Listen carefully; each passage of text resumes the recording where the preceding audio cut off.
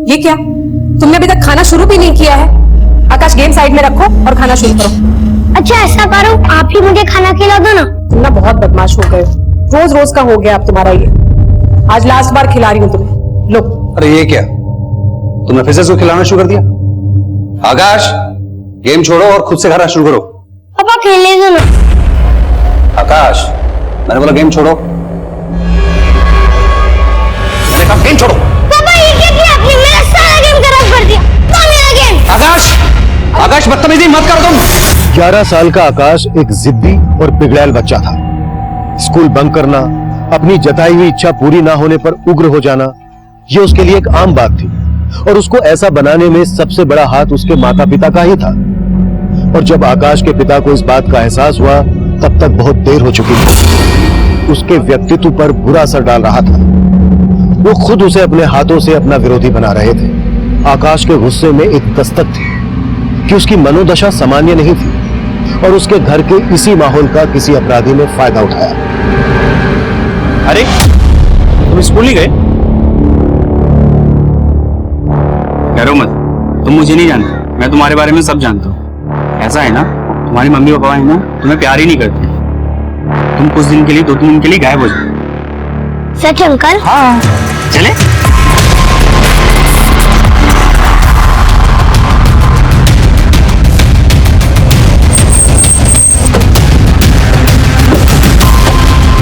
बेटा रे, हटा हटा हटा।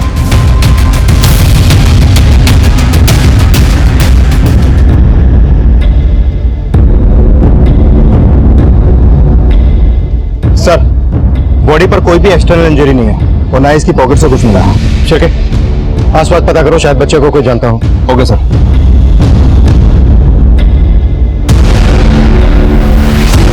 सर सर सर हमारे बेटे आकाश का कुछ पता चला? देखिए हम पता कर रहे हैं, जैसे कुछ खबर आती है मैं बताता हूँ आपको। अब क्या पता कर रहे? 6 महीने से हम यही सुन रहे हैं कि आप पता कर रहे। अभी तक आप मेरे बच्चे को ढूंढ नहीं पाए। मेरा बच्चा क्या कर रहा होगा, किस हाल में होगा?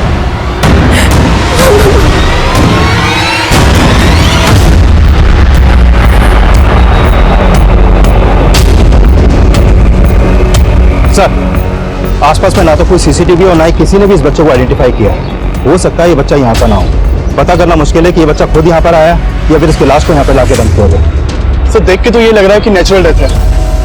इसकी डेथ नेचुरल है या फिर किसी ने मारकर इसे यहाँ फेंक दिया है, ये तो पोस्टमार्टम रिपोर्ट से ही क्लियर होगा।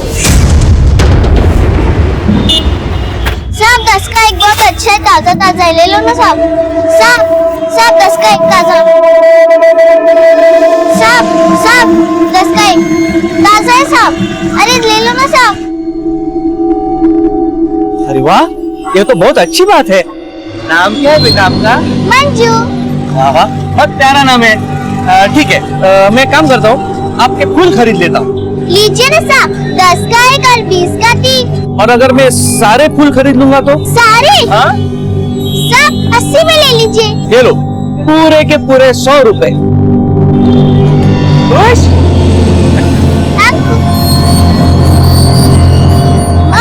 अंकल ने सारे फूल खरीद लिए, ये लो 100 रुपए। हाँ? अरे यार कन्ना, तेरी बेटी ने तो आज एकदम धमाल कर दिया। एक काम करते, इसी बहाने आज वो चिकन पार्टी करते। एक खबरदार जो मेरी कमाई पे नजर लगाए, समझी ना? चल भाग यहाँ से। हाँ जाती हूँ। बड़ी आई मंजू, ये फूल बेच में आती है।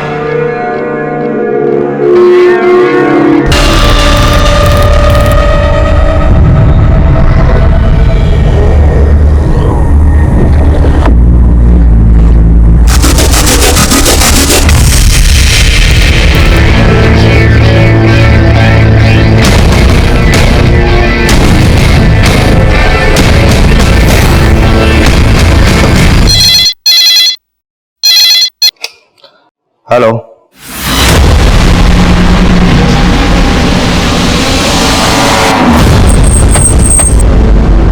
सर बोरीवली में जिस बच्चे की लाश मिली थी उसकी फोटो सारे थानों में सर्कुलेट करवा दिए, लेकिन कहीं से कोई अपडेट नहीं कि उस बच्चे की कहीं मिसिंग रिपोर्ट फाइल की गई हो।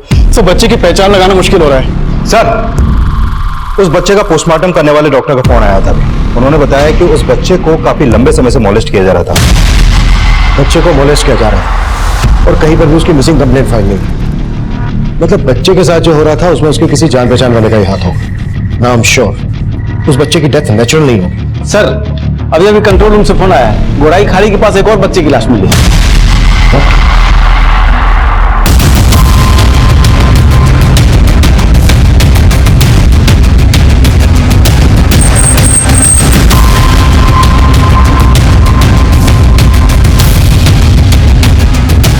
लेकिन हम उनकी पहचान नहीं कर पा रहे थे, पर हमें ऐसा लग रहा था कि उन दोनों बच्चों में कोई ना कोई कनेक्शन जरूर है, और पोस्टमार्टम रिपोर्ट हमारे अंदाजे को बिल्कुल सही ठहरा रही थी। सर, जिन दो बच्चों की लाश हमें मिली थी, ये उनकी पोस्टमार्टम रिपोर्ट। इस रिपोर्ट के मुताबिक उन दोनों बच्चों की उम्र 8 से 10 साल के बीच की थी, और जिस बच्चे की लाश हमें गोराई में मिली, सर इस बच्चे को भी मोलेस्ट किया जा रहा था, और इन दोनों बच्चों की मौत ऑर्गन्स फेलियर की वजह से ही हुई थी।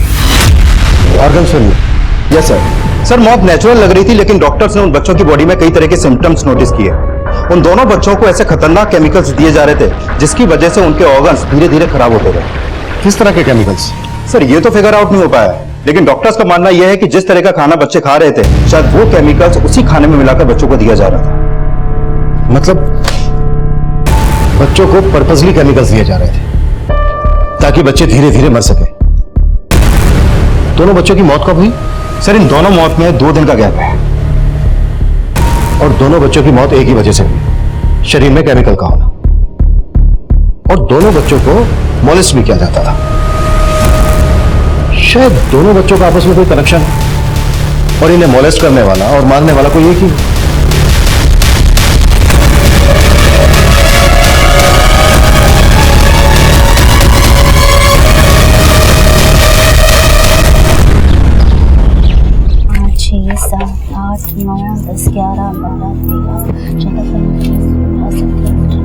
कितने हुए माँ? माँ कितने हुए? भुला दिया ना मंजू, कितना बोलती है। अब चुप, फिर से गिनने पड़ेंगे मुझे। 1 2 3 4 5 6। अब मुंह पे उंगली रखकर बैठी रहेगी। पूछ अब क्या पूछना है। अच्छा माँ, तो इन पैसों की 2 हिस्से क्यों करती हो? एक खर्चे के लिए और एक तेरे लिए। मेरे लिए? हाँ तो तू बड़ी होगी तो तेरी शादी करनी पड़ेगी ना। मेरी शादी कब? मंजू तू कितना बोलती है, पहले बड़ी तो हो जा। अच्छा सुन, राशन वाले के यहाँ से जाकर दाल चावल ले, बाकी बातें खाना बनाते बनाते करेंगे। ये ले पकड़।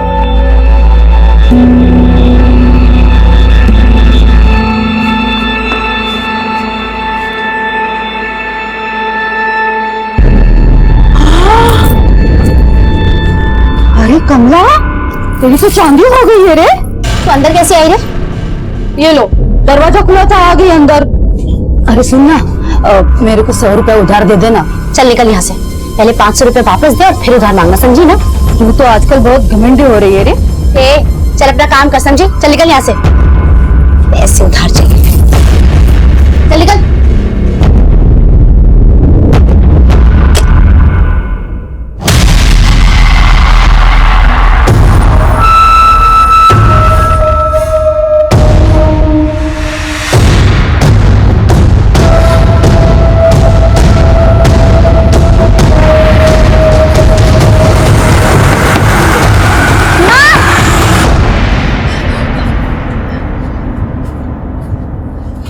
मंजू क्या हुआ, इतनी घबराई सी क्यों है? वहाँ पुलिस है। पुलिस?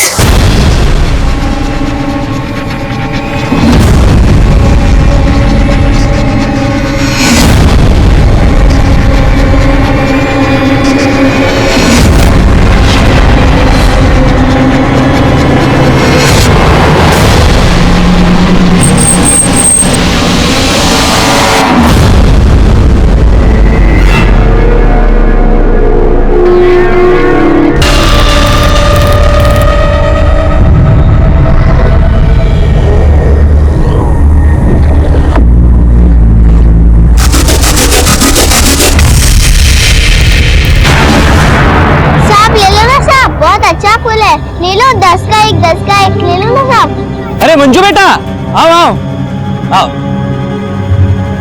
आओ आओ ना बेटा, एक अच्छी सी फोटो निकालते हैं। ये देखो मंजू, किधर?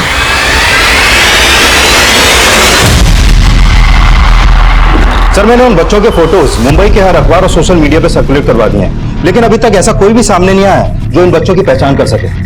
लेकिन सर गोरेगांव पुलिस से भी एक इन्फॉर्मेशन मिली है। गोरेगांव पुलिस को भी उनके एरिया में एक 8 से 10 साल के बच्चे की लाश मिली।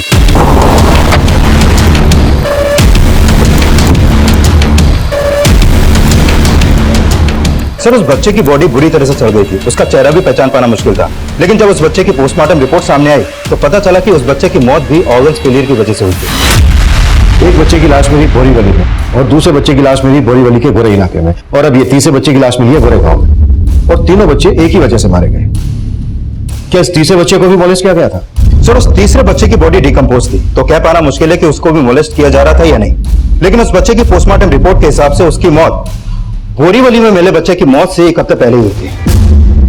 यानी 7 दिन में 3 बच्चों की मौत, और मौत का तरीका एक है। क्या कनेक्शन हो सकता है तीनों बच्चों के पीछे?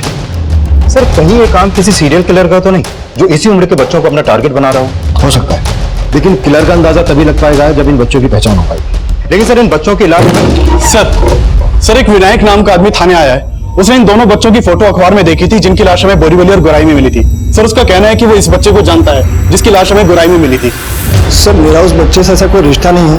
दरअसल दहिसर में मेरी एक किराना शॉप है और मेरी दुकान के सामने ही एक अंडर कंस्ट्रक्शन बिल्डिंग है जिसका काम काफी समय से रुका हुआ है। ये बच्चा राजू और उसकी माँ 6 महीने पहले तक उसी बिल्डिंग में रहा करते थे। बच्चे की माँ?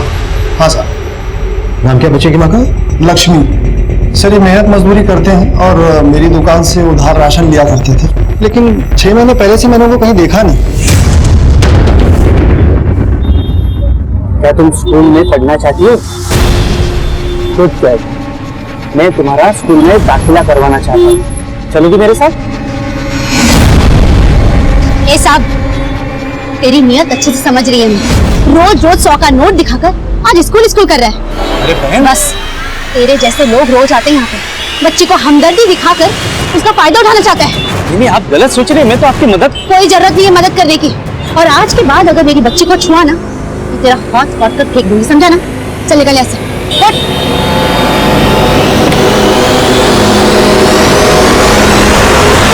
तेरे को मालूम भी है कि ये लोग बच्चों के साथ क्या करते हैं? आज के बाद किसी के भी चिकनी चुपड़ी बातों में आना मत, समझी ना? तेरे को मालूम भी नहीं ये लोग। रुक एक सेकंड। हेलो साहब, राजू और उसकी माँ 6 महीने पहले तक इसी बिल्डिंग में रहा करते थे। मेरी दुकान यहाँ सामने ही है साहब, वो रही साहब। उस औरत के बारे में कुछ और भी जानते हो? वो कहाँ काम करती थी, कहाँ से आई थी? साहब इतना तो कुछ नहीं मालूम है, लेकिन वो लोग मुंबई के नहीं थे। शायद वो लोग राजस्थान से आए थे यहाँ पे मेहनत मजदूरी करने, फिर अचानक 6 महीने पहले पता नहीं कहाँ चले गए। इससे ज्यादा और कुछ नहीं मालूम साहब। राजू और उसकी माँ के साथ कभी इस बच्चे को भी देखा था यहाँ पर? पहचानते हो इसे? नहीं साहब, मैं इस बच्चे को नहीं पहचानता। राजू की माँ का स्केच बनवाने में हमारी मदद कर सकते हो? कोशिश करेगा साहब।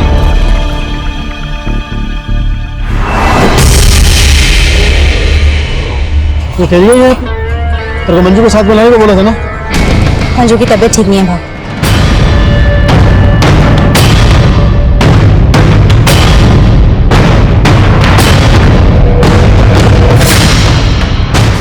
आशा बहुत ही सारा पैसा जमा हो गया ना, हम लोग उसके सामने वाली सिग्नल पे जाएंगे ना तो क्या हुआ माँ? कुछ नहीं, जल्दी चल। हाँ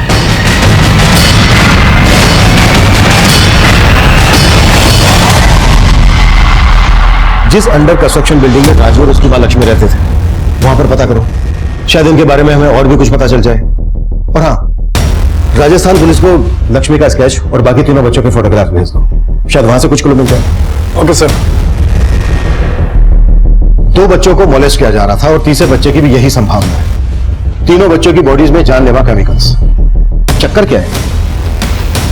शिरके ये भी तो हो सकता है कि राजू की मां लक्ष्मी की भी मौत हो चुकी हो। पता करो कि किसी औरत की अनआइडेंटिफाइड बॉडी मिली है क्या जिसकी शक्ल राजू की मां लक्ष्मी के स्केच से मिलती जुलती है। Okay sir.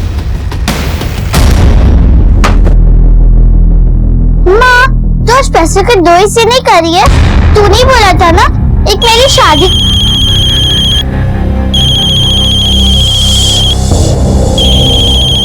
मंजू तू पोटली बांध में आती।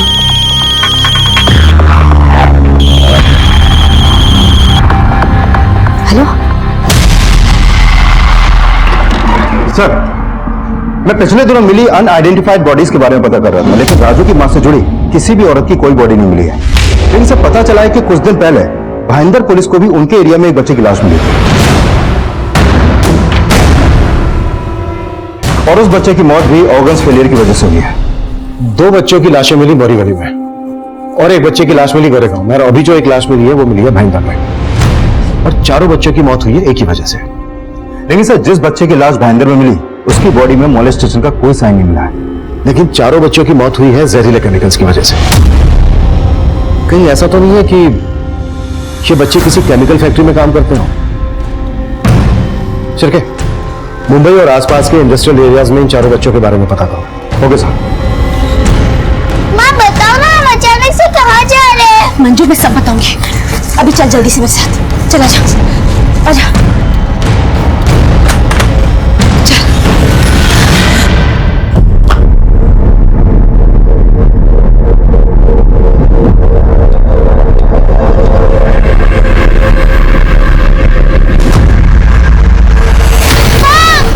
सर, मैंने मुंबई के सभी थानों में चेक किया तो पता चला कि जिस दौरान उन 4 बच्चों की मौत हुई थी उसी दौरान एक 8 से 10 साल के बच्चे की लाश बॉम्बे पुलिस को भी उनके एरिया में मिली थी और उस बच्चे की मौत भी ऑर्गन्स फेलियर की वजह से हुई।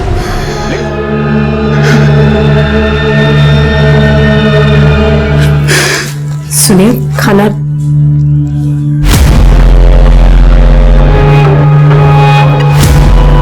मुझे पता है सिर्फ आपकी गलती नहीं है,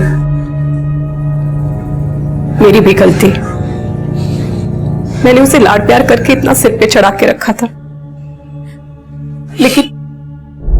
लेकिन आप कुछ भी करिए, उसे ढूंढ लीजिए, हम दोनों मिलकर उसे समझाएंगे। आखिर वो बेटा है हमारा। 5 बच्चों की बॉडीज मुंबई के अलग अलग जगहों पर मिली, लेकिन मोलेस्टेशन 2 बच्चों को हुआ। हो सकता है मोलेस्टेशन का कनेक्शन किसी अलग आदमी से हो, लेकिन मर्डर करने का तरीका एक, मतलब मारने वाला कोई एक ही। सर, राजू के अलावा अभी तक किसी भी बच्चे की पहचान नहीं हो पाई है, लेकिन राजू की मां लक्ष्मी इस समय कहां गायब है इसका कोई भी लीड हमारे पास नहीं है। सर, पॉसिबल है कि ये सारे बच्चे बाल मजदूरी के विक्टिम हो, लेकिन फिलहाल अभी तक ऐसी किसी भी केमिकल फैक्ट्री के बारे में इंफॉर्मेशन नहीं मिली है जहां पर बाल मजदूरी करवाई जाती हो। इंफॉर्मेशन ऐसे नहीं मिलेगी, निकालनी पड़ेगी। अपने खबरियों को काम पर लगा दो, उनसे बोलो कि मुंबई के सभी इंडस्ट्रियल एरियाज में अच्छे से फील्डिंग लगाएं। 5 बच्चों की बॉडी को विसरा टेस्ट के लिए भेज दो। विसरा टेस्ट डिटेल पोस्टमार्टम का ही एक हिस्सा होता है, जिसमें डॉक्टर बॉडी के इंटरनल ऑर्गन्स को क्लोजली एग्जामाइन करते हैं। विसरा टेस्ट से हम उस केमिकल के बारे में पता करना चाहते थे जिसके कंजप्शन से उन 5 बच्चों की मौत हुई थी। देखते ही देखते ये केस अखबारों और इलेक्ट्रॉनिक मीडिया पर छा गया। डीसीपी सर के ऑर्डर से उन सभी 5 बच्चों का केस मुझे सौंप दिया गया। हमने बाल मजदूरी से लेकर सीरियल किलर होने की सभी पॉसिबिलिटीज पर काम करना शुरू कर दिया। हम कई हिस्ट्री शीटर्स को राउंड अप कर रहे थे, लेकिन किसी ठोस नतीजे पर नहीं पहुंच पा रहे थे। उन 5 बच्चों में से जिस राजू नाम के बच्चे की पहचान हमारे सामने आई, उसकी मां का पता लगाना भी नामुमकिन नजर आ रहा था। और तभी हमारे सामने एक और मर्डर केस आया। सर, कंट्रोल रूम से फोन आया था, बोरीवली के एक चौल में एक औरत की लाश मिली है।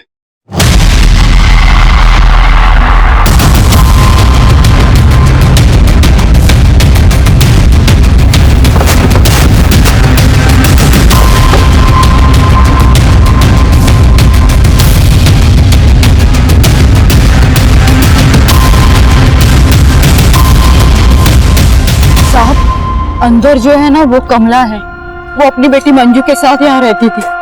जब मैं सुबह आई तो देखा दरवाजा खुला था और उसके अंदर लाश। और कमला की बेटी? मैं आई थी तो वो वहां नहीं थी।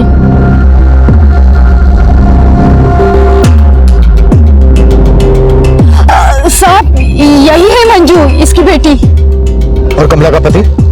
उसका पति नहीं है साहब। कमला ने मेरे को बताया था कि काफी समय पहले उसकी मौत हो गई थी। कमला के किसी रिश्तेदार को जानती हो? नहीं साहब, लेकिन वो राजस्थान की थी। राजस्थान? राजस्थान में कहाँ की?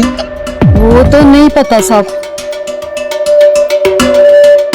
कमला का कभी झगड़ा हुआ था किसी के साथ? नहीं साहब, वो बहुत अच्छी थी। उसका कभी किसी के।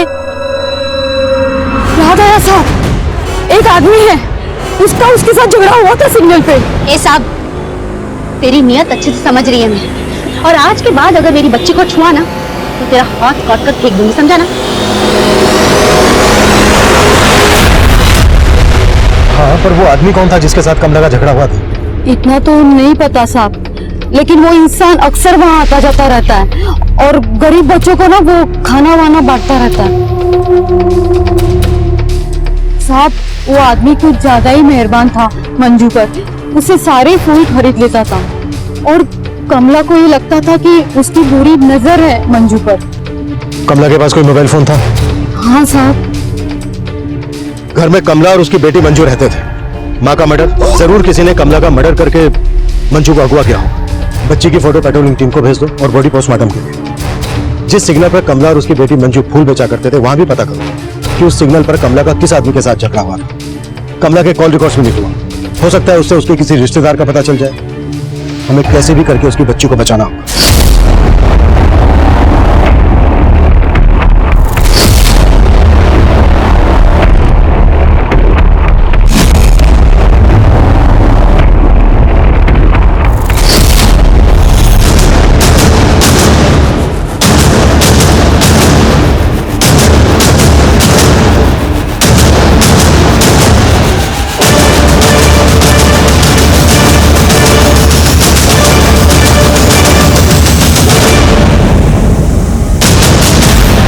सर, इन सभी बच्चों की विजरा रिपोर्ट आ गई है। इन बच्चों को हाइड्रोक्सीएनिसोल नाम का केमिकल दिया जाता था।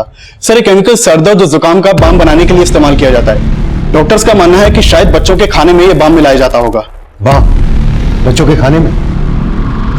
कहीं ऐसा तो नहीं है कि बच्चे बाम बनाने वाली किसी फैक्ट्री में काम करते हैं? सर, मुंबई में जितनी भी बाम बनाने वाली या इस तरह का केमिकल सप्लाई करने वाली फैक्ट्रीज है, मैंने उन सबकी लिस्ट बनाई है। सर, हमारे खबरी इन सब फैक्ट्रीज पे नजर बनाए हुए हैं, लेकिन अभी तक ऐसा कोई भी क्लू नहीं मिला जिससे ये पता चल सके कि ये बच्चे ऐसी किसी फैक्ट्री में काम करते हों। एक के बाद एक 5 बच्चों का मर्डर एक ही तरीके से। उसके बाद कमला का मर्डर सामने आया और फिर पता चला कि उसकी बच्ची मंजू गायब। कहीं बातों का आपस में कुछ कनेक्शन तो नहीं? सर, कमला जिस सिग्नल पर बैठती थी वहां के एक सीसीटीवी में वो आदमी कैप्चर हुआ है जिससे कमला का झगड़ा हुआ था।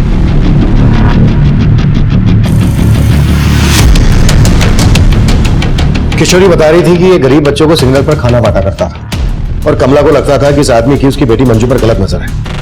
5 बच्चों में से 2 बच्चों को मॉलेस्ट किया जा रहा था और सभी बच्चों की बॉडी में केमिकल्स मिले। शिल्के, कहीं ऐसा तो नहीं है कि बच्चों को केमिकल्स मिलाकर खाना बांटता था?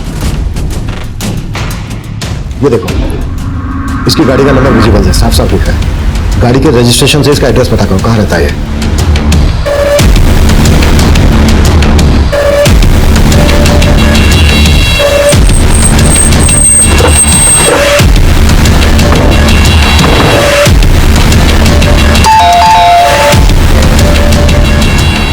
जी?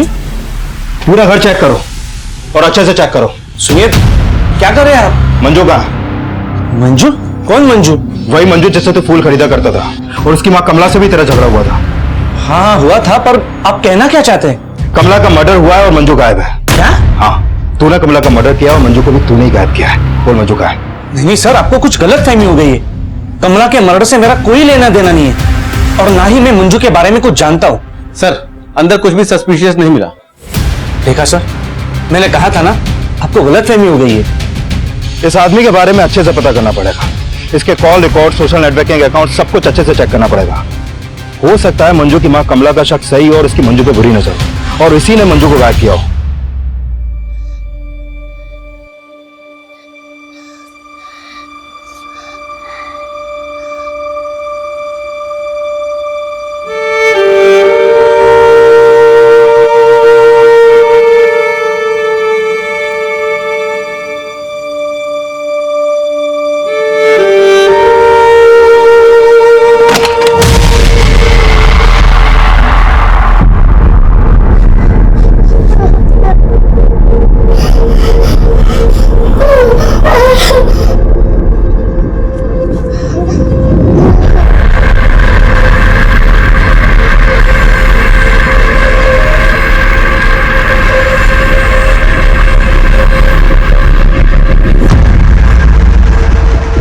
कमला जिस सिग्नल पर फूल बेचा करती थी वहां राजू, उसकी माँ और बाकी 4 बच्चों के बारे में तो कोई इन्फॉर्मेशन नहीं मिली है, लेकिन यह पता चला है कि उसी सिग्नल पर वकार जिन बच्चों को खाना बांटा करता था वहां से वो बच्चे अचानक से गायब हो गए।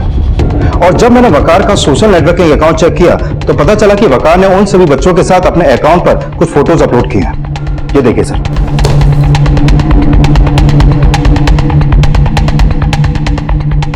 ये भी तो हो सकता है कि वकार इन फोटोग्राफ और पोस्ट से यह साबित करना चाहता हो कि वो बच्चों के भले के लिए चैरिटी करता है, जबकि सच्चाई इसकी कुछ और ही हो। नहीं सर, वकार के कॉल रिकॉर्ड में तो ऐसा कुछ भी सस्पिशियस नहीं मिला है।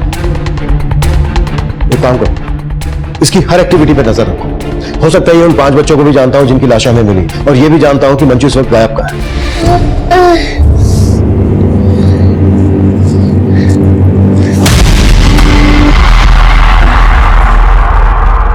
ले खाना खा ले।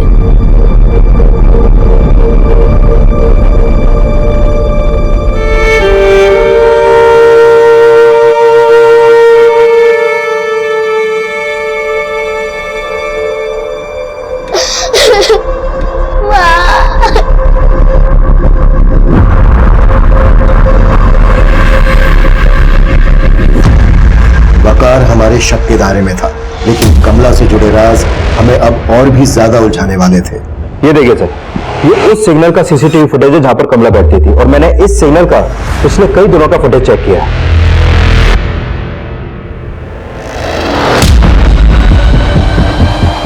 ये वही कार है जो इस सिग्नल पर रोजाना आती थी, और कमला इसी कार की डिक्की से कार्टन लेती थी।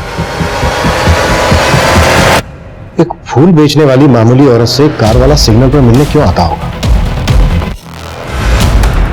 किशोरी, इस कार से एक आदमी रोज कमला से मिलने आता था।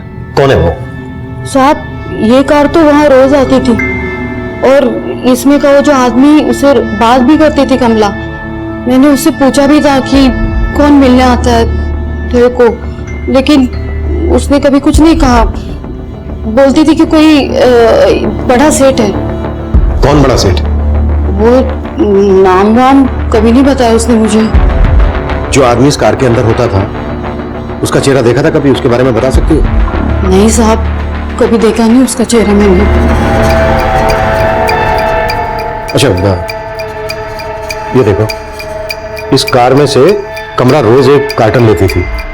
क्या होता था इसके अंदर? नहीं साहब, कभी इसके बारे में उसने नहीं बोला मेरे को। ठीक है, तुम जा सकती हो। शिरके, हो सकता है किशोरी कमला के बारे में सब कुछ जानती है, फिर किसी वजह से या किसी डर की वजह से ये बता नहीं रही हो। इसकी भी कुंडली निकालो। सर, कमला जिस गाड़ी वाले से मिला करती थी, वो गाड़ी का नंबर मलाड में रहने वाले मनसुख सेठ के नाम पर रजिस्टर्ड है। मनसुख? जी सर। वो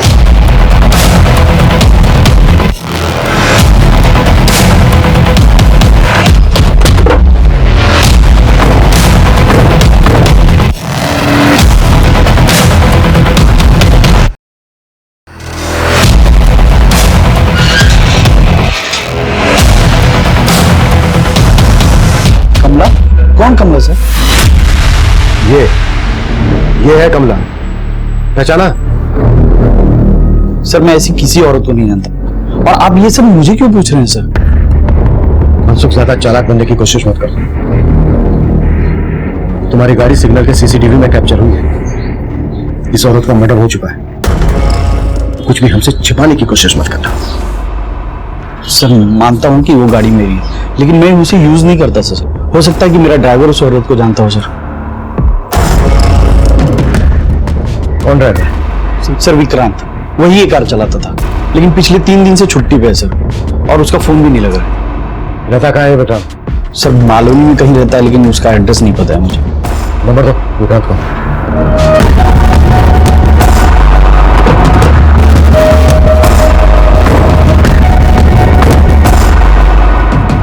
ताला लगा है।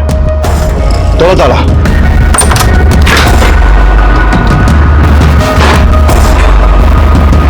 पूरा रूम चेक करो अच्छे से।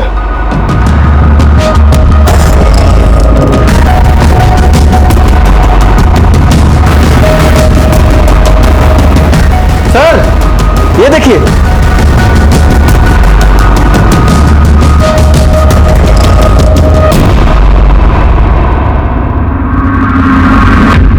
सर ये उसी तरह के केमिकल्स हैं जो उन 5 बच्चों की बॉडी में पाए गए थे। ये सभी केमिकल्स के पैकेट विक्रांत की चौल से मिले सर, और ये विक्रांत की तस्वीर भी वहीं से मिली है। मनसुख की कार रोज उस सिग्नल पर जाती थी और मनसुख का कहना है कि उसे इस बारे में कुछ नहीं पता। शायद उसका एक ड्राइवर विक्रांत कार लेकर जाता होगा और कमला इस कार से रोज एक कार्टन लेती थी।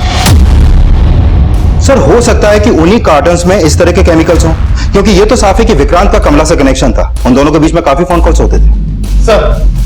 सर कमला की पोस्टमार्टम रिपोर्ट के मुताबिक कमला का मर्डर स्टैबिंग से हुआ था। सर डॉक्टर्स ने कमला के बारे में एक चौंकाने वाली बात बताई है। सर मंजू कमला की बेटी नहीं हो सकती, क्योंकि कमला की मेडिकल रिपोर्ट से यह साफ है कि कमला ने कभी कंसीव ही नहीं किया। तो सर कमला मंजू तो क्या किसी बच्चे की मां नहीं हो सकती। क्या किशोरी तो कह रही थी कि मंजू कमला की बेटी है। मंजू अगर कमला की बेटी नहीं थी तो मंजू का कमला से रिश्ता क्या होगा? क्या ये जवाब कमला की हत्या और अब हमें एक ऐसी इंफॉर्मेशन मिलने वाली थी जो इस केस से जुड़े हर इंसान का आपस में कनेक्शन होने की संभावना पुख्ता कर रही थी। सर मैंने विक्रांत के सेठ मनसुख और उसकी फैमिली के बारे में पता किया।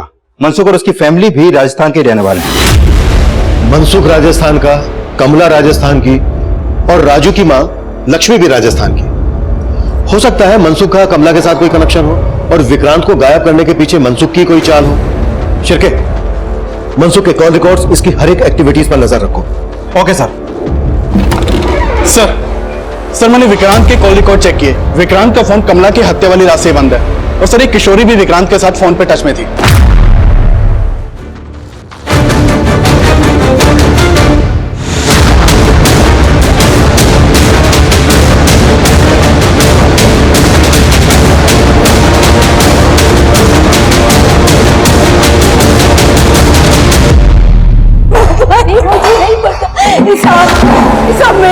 मैं नहीं जानती विक्रांत बाबू कहाँ है। मैं सच बोल रही हूँ। तुम और कमला विक्रांत के लिए काम करते थे ना? क्या काम करते थे? नहीं साहब, मैं नहीं करती थी। वो कमला पहले करती थी। क्या करते थे? क्या करते थे? वो जो सारे बच्चे जो भीख मांगते थे ना साहब, वो विक्रांत बाबू के थे और कमला उन बच्चों पर नजर रखती थी। वो बच्चे भीख मांग कर जो पैसे लेके आते थे वो कमला को दे देते थे। फिर कमला वो आधे पैसे अपने पास रखती थी और आधे विक्रांत को दे देती थी। विक्रांत जो अपनी गाड़ी में कार्टन लेकर आता था जो कमला लेती थी, क्या होता था उसमें?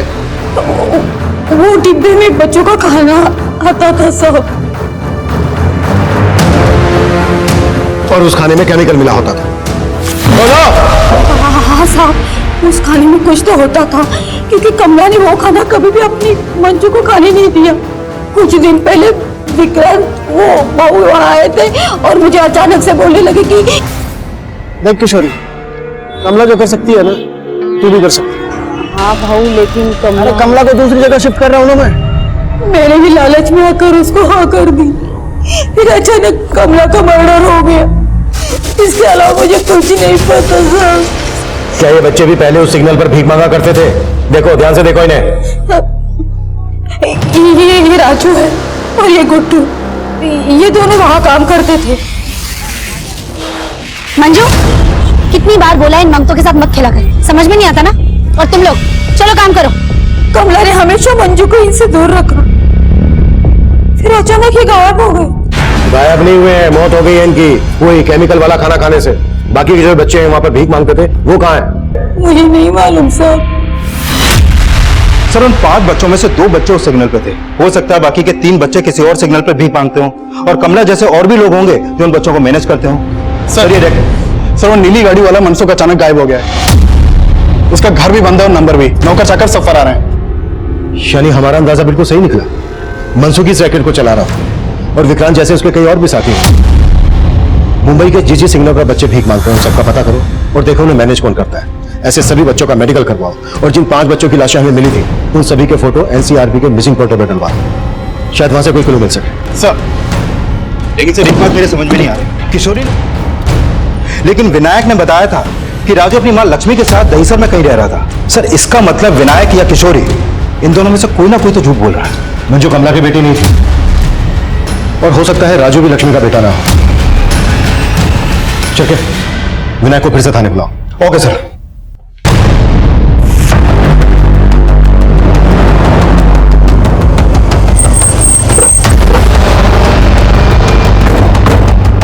जो विनायक उन 5 बच्चों में से एक बच्चे की पहचान बताने हमारे पास आया, अब वो भी गायब था। कमला, किशोरी, विक्रांत और मनसुख के बाद विनायक भी इस नेक्सस का हिस्सा लग रहा था, लेकिन उसने एक ही बच्चे की पहचान क्यों की, किस मकसद से की, ये तब हम समझ ही नहीं पा रहे थे। इस नेक्सस की जड़ों तक पहुंचने के लिए हमने मुंबई के कई सिग्नल्स पर छानबीन शुरू कर दी।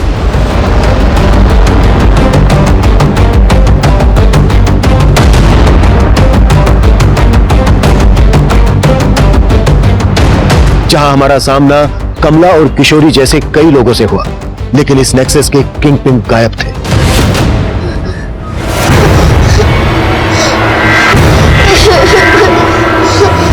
सिग्नल्स पर भीख मांगने वाले हम कई बच्चों का मेडिकल टेस्ट करवा रहे थे और एनसीआरबी की मिसिंग रिपोर्ट में हमें ऐसे कई बच्चों का डेटा मिला जो काफी लंबे समय से गायब थे।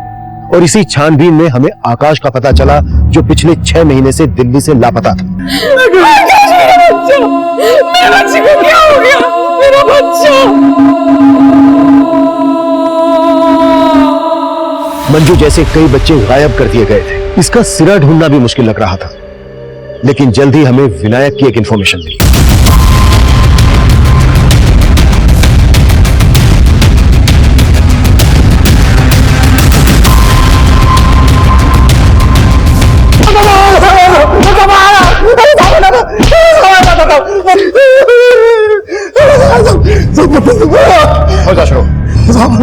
साहब, इस रैकेट से मेरा कोई लेना देना नहीं है साहब। विक्रांत के दिए जहां से मैं आ गया साहब, उसका मेरी दुकान पे रोज आना जाना था साहब। वो एक दिन आया और मुझसे बोला कि पुलिस उन 2 बच्चों की पहचान ना बहुत जोरों शोरों से कर रही है।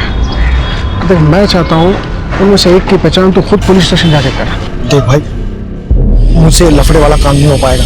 तेरा ही फोन आया था ना, पैसे चाहिए कुछ, 50,000 रुपये देता मैं तुझे इसके, 50,000। लेकिन मैं फंसूंगा तो नहीं? मैं क्यों डर रहा है? मैं हूं ना।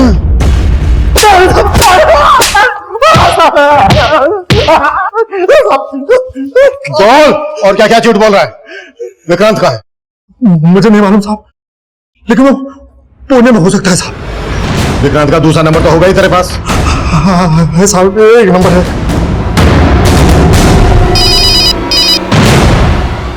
हेलो, क्या विनायक जी?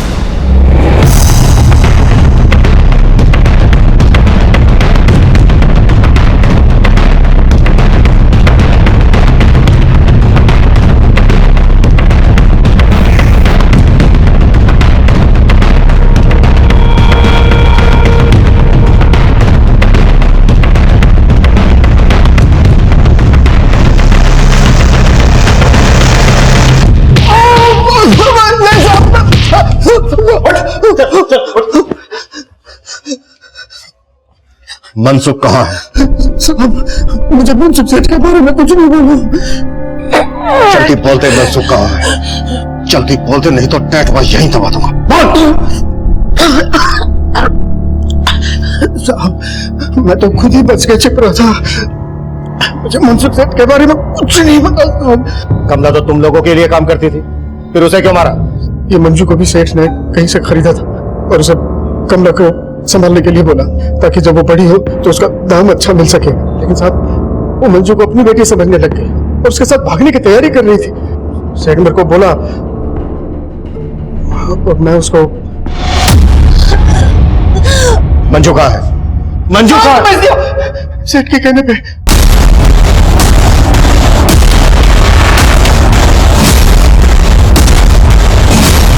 किसको बेचा? किसको बेचा?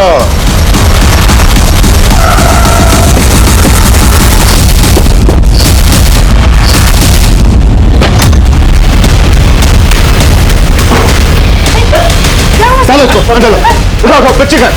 बच्ची का है? मैंने कुछ नहीं किया सर, मैंने कुछ नहीं किया सर। ठीक है, इधर देखो।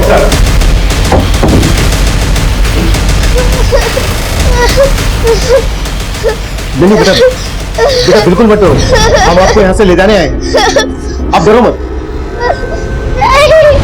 हमने मंजू को रेस्क्यू कर लिया था, लेकिन मनसुख अब भी हमारी पहुंच से दूर था। और विक्रांत के जरिए हम उस तक पहुंचने की कोशिश कर रहे थे। साहब, मनसुख सेठ के ऊपर भी एक और सेठ है जिसके बारे में सेठ ने मुझे आज तक कभी नहीं बताया। बस वो हर महीने की 17 तारीख को बच्चों से भरी हुई वैन भेजता था। उन सब बच्चों को स्कूल के कपड़ों में स्कूल की वैन में ही भेजा करता था ताकि किसी को शक न हो। फिर सेठ और मैं उसमें से सेलेक्ट करते थे कि इसमें से किसको प्रोस्टिट्यूशन में डालना है और किससे भीख मंगवानी। और 17 तारीख को बच्चे कहाँ लाए जाते थे? जहां से तू और तेरा मनसुख उन्हें उठाते थे।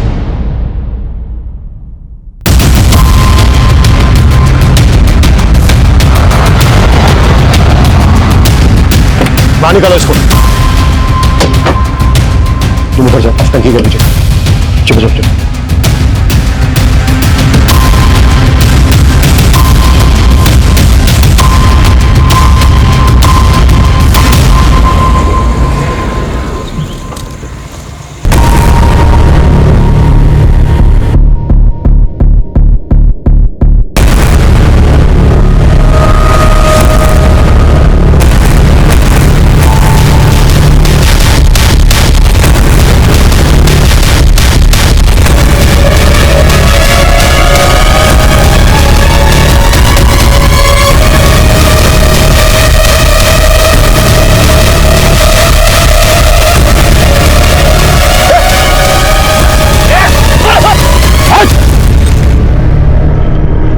गाड़ी में। बेटा बेटा आप लोग डरना नहीं, हम पुलिस अंकल हैं।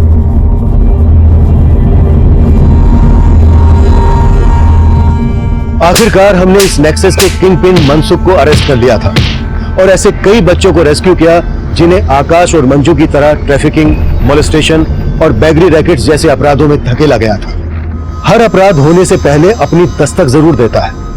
अगर हम सतर्क हैं तो समय रहते ऐसे अपराध से बचा जा सकता है। देखते हैं हमारे आज के एपिसोड की दूसरी कहानी।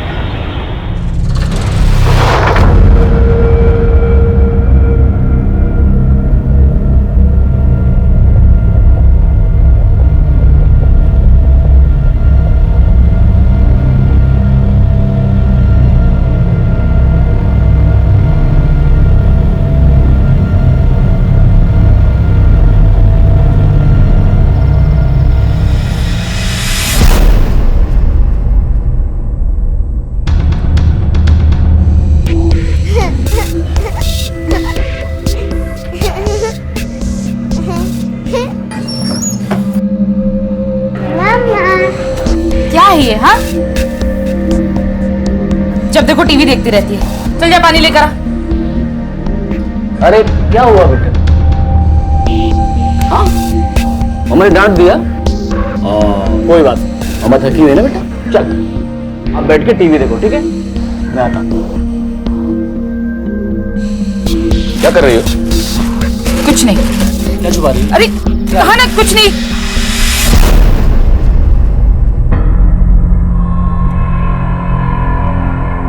क्या ये इतने पैसे कहां से आए?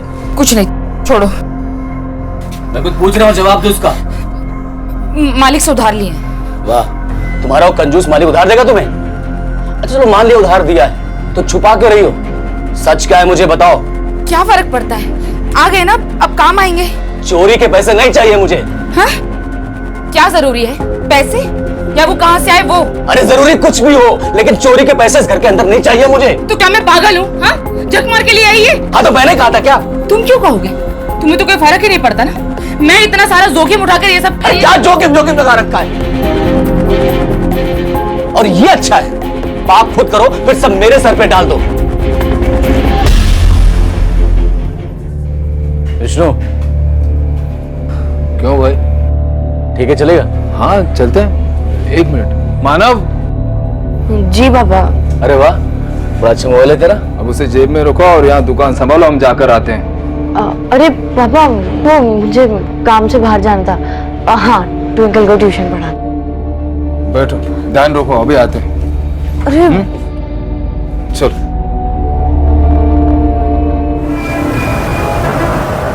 C for cat, D for dog, E for elephant। अच्छा मेरे से बताओ तीसरा वाला कलर कौन सा है? फिर से शराब पी कर आए हो? हाँ, मैं यहाँ मर मर के सब संभाल रही हूँ और तुम जानते हो ना शराब की वजह से। अरे कुछ नहीं हुआ। मम्मी पापा क्या है ये सब? फिर से आप लोग शुरू हो गए। अब मैं पढ़ाई कैसे करूं? समझा अपनी माँ को। चलो चलो।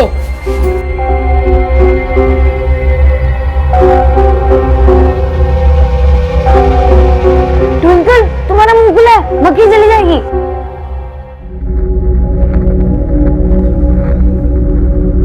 क्या कर रही है तू? तुझे क्या, तू जाके अपना काम कर। दीदी कहीं तू फिर से वही बकवास तो नहीं? तो अपना जाके काम समझा? मैं ना पापा को बता दूंगा। धमकी दे रहा है मुझे? छोटा है, छोटी की तरह है। 1 साल बढ़ी है तो क्या हुआ? तुझे गलत चीजों से दूर रखना मेरा फर्ज है। पापा देखो पूजा दीदी क्या कर रहे हैं। फिर शुरू हो गए तुम दोनों। टीवी देखना तो मुझे। सुनिए, चल अब निकल यहाँ से।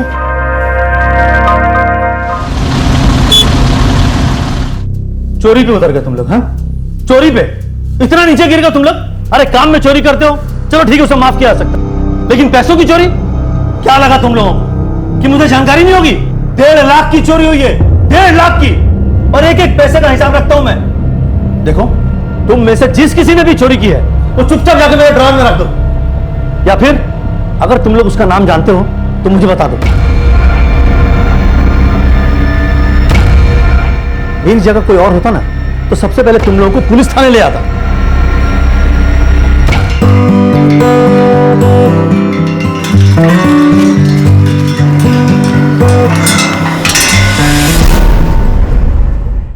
भाई साहब, मैं आपके सामने हाथ जोड़ रहा हूँ, टिंकल को कुछ मत करना प्लीज। नहीं नहीं, हम आ जाएंगे जहां आप कहोगे। नहीं नहीं, किसी के पास नहीं जाएंगे, पुलिस के पास भी नहीं जाएंगे, सच कह रहे हैं। पता हम पता लिख रहे हैं। हाँ, लिंक रोड से 1.5 लाख। भाई साहब 1.5 लाख तो नहीं है हमारे पास। नहीं नहीं, बच्ची को कुछ मत करना प्लीज, बच्ची को कुछ मत करना। हेलो हेलो हेलो,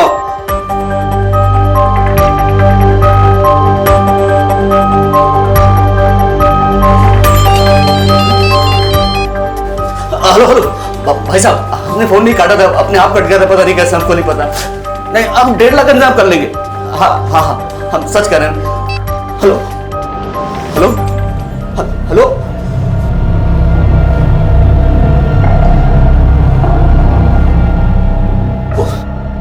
ट्विंकल गायब हुई, इस बारे में किसी को पता नहीं चलना चाहिए। हाँ, किसी को कानून खबर नहीं होनी चाहिए।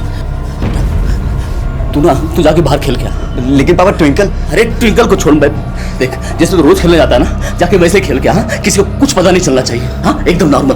जा बेटा जा।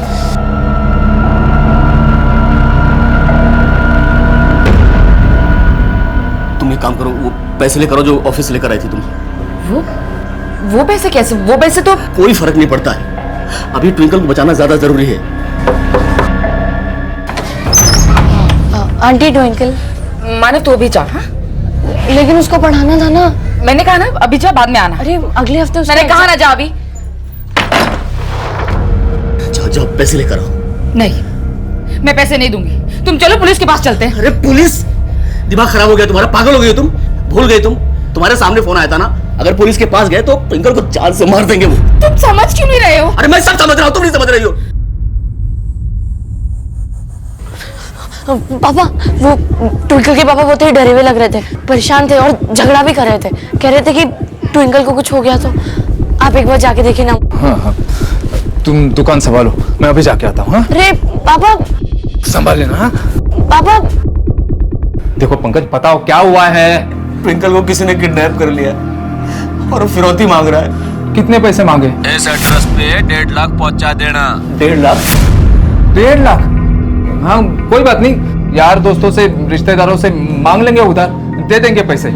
बच्ची सही सलामत घर पे आए बस।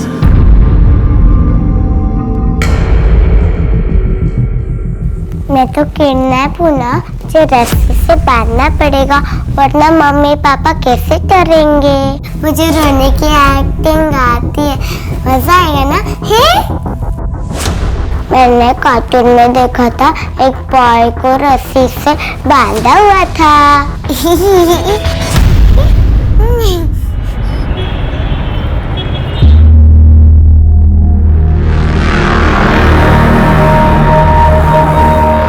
पूरे 1.5 लाख है। अब तो सब ठीक हो जाएगा ना? प्लीज आप देख लीजिएगा। हाँ,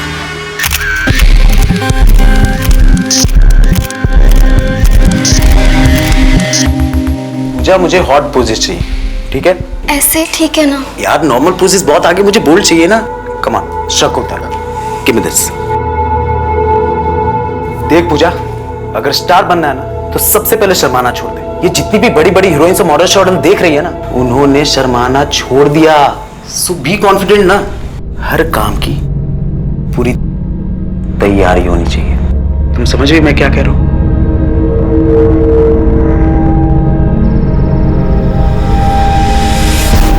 अरे यार अभी तो समझाया था ना। देख पूजा, ये फिल्म में बॉलीवुड और मुंबई ना भूल जा, तुमसे नहीं हो पाएगा।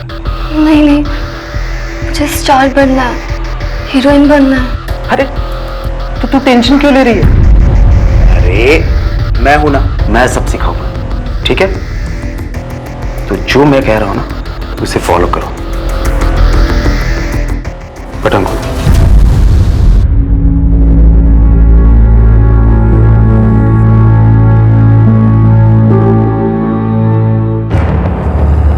तुमने कहा था ये सब गेम झूठ मूठ का है, वो पैसे नहीं देंगे।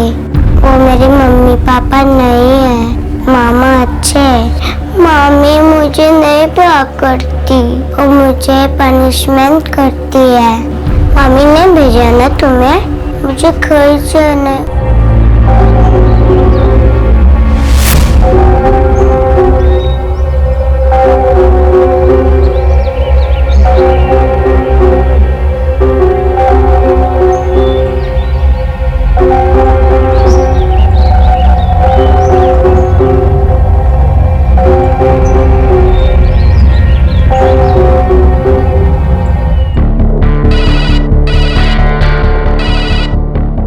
हेलो, ठीक है मैं आ जाऊंगा।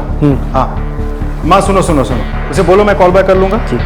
ठीक है, मैं याद करके पार्सल भिजवाता हूँ। Okay bye bye. Sir. Hello, sub inspector Sumit Singh बोल रहा हूँ। कहाँ? वो पैसे नहीं है, मैंने दे दिए सारे। छोड़ो ना पंकज, छोड़ो। शांत हो जाओ। अरे भीख मांग मांग के थक गया हूं मैं। तूने मुझे पैसे नहीं दिए, किस बात का बदला ले रही हो? किस बात का? यही ना कि मैं उससे बहुत प्यार करता हूँ। मैं बदला ले रही हूँ, मुझे तुम्हारी भी चिंता है। सुनिए जरा, पंकज का घर कौन सा है? तो पंकज का ही है। घर ढूंढ रहा हूं उनका। पंकज, पुलिस आई है। ये सब समझ में नहीं आ रहा है, ऐसा तो कुछ नहीं है। किडनैपर ने क्या कहा? यही ना कि अगर तुम पुलिस को कुछ बता दोगे तो तुम्हारी बच्ची की जान ले लेंगे। नहीं साहब, वो अगर हमारी बच्ची गायब हुई होती तो हम ऐसे हाथ पे हाथ रखकर थोड़ी बैठे होते। साहब मुझे तो लगता है कि आपको कोई गलतफहमी हुई है। हमारी ट्विंकल तो अपने चाचा के घर पे है। लेकिन फोन तो तुम्हारे घर से आया था। पंकज, अभी भी वक्त है, इससे पहले कि तुम्हारी बेटी के साथ गलत कुछ हो जाए। सच क्या है हमें बता दो। सब मैं बताती हूँ। कल शाम से गायब है हमारी भांजी। किडनैपर ने हमसे 1.5 लाख रुपए मांगे थे। जैसे तैसे करके हमने 50,000 रुपए दिए। फिर दोबारा फोन आया बाकी 1 लाख के लिए। 24 घंटे में पैसे पहुंचा देना, वरना मार दूंगा थारी छोरी को। शर्मा, लड़की हमेशा की तरह टाइम पे स्कूल के लिए निकली। सर मैंने स्कूल में पूछताछ की। सर वो स्कूल से हमेशा की तरह ही निकली थी। स्कूल से घर का 10 मिनट का रास्ता है और वो हमेशा की तरह पैदल ही चल कर आ रही थी। मतलब रास्ते में किसी सुनसान स्पॉट से उसे किडनैप कर लिया गया। शर्मा, उस रास्ते में जितने भी दुकान हैं, ठेले वाले हैं, घर हैं, सबसे जाके पूछताछ करो। किसी ने कुछ तो देखा होगा। और इस मोहल्ले में जाके सबसे पूछताछ करो, किसी ने उस लड़की को किसी के साथ आते या जाते तो देखा होगा। शर्मा, ऐसा भी तो हो सकता है कि जिस आदमी ने किडनैप किया हो इसी मोहल्ले का कोई रहने वाला हो, जिस फैमिली को पहले से ही जानता हूँ। पूछताछ करो जाके। सर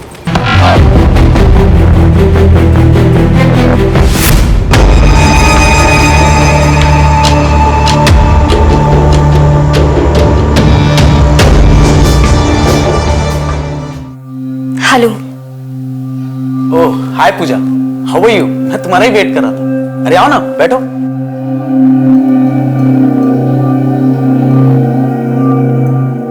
मैं पैसे लेकर आ गई। Good, very good. आप गिन लीजिए पूरे। अरे ऐसी कोई बात नहीं, उतना भरोसा है। तुम जाओ और सबसे पहले चेंज करके गो फास्ट।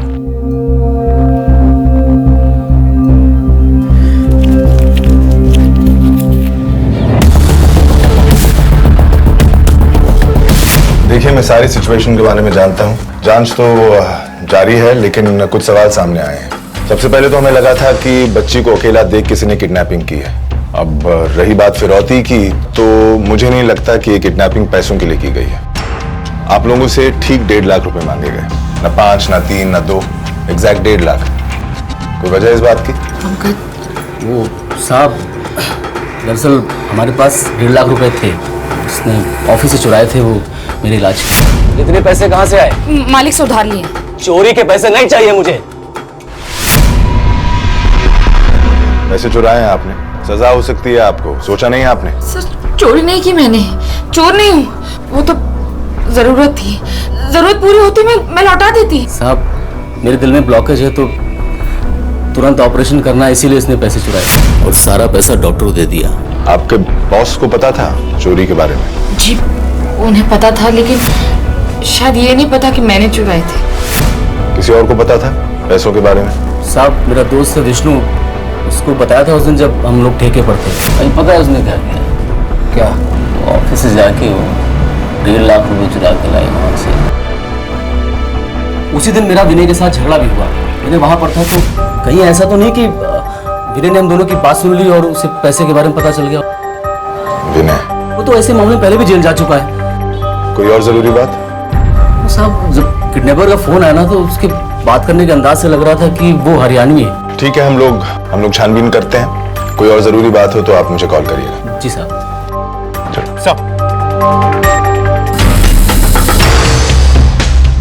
सिंह, एक काम करो, फैक्ट्री के मालिक से पूछताछ करो, मैं विनय से बात करता हूँ। ठीक है, कॉल ट्रेस जारी रखो, कोई चांस मिस नहीं होना चाहिए। और रैंसम कॉल किस नंबर से आया था वो पता लगाओ। 24 घंटे में पैसे पहुंचा देना, वरना मार दूंगा थारी छोरी को।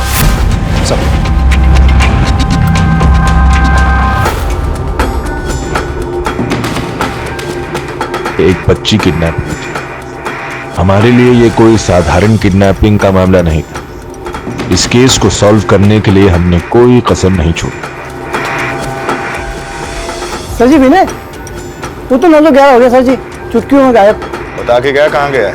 सब पता होता बता दिया होता आपको। साधना तो हमारे यहाँ काफी सालों से काम कर रही है, वो बड़े भरोसे वाली है। वो भला क्यों चोरी करेगी? साधना पे आपको कभी भी शक नहीं हुआ? नहीं सर, कभी भी नहीं हुआ।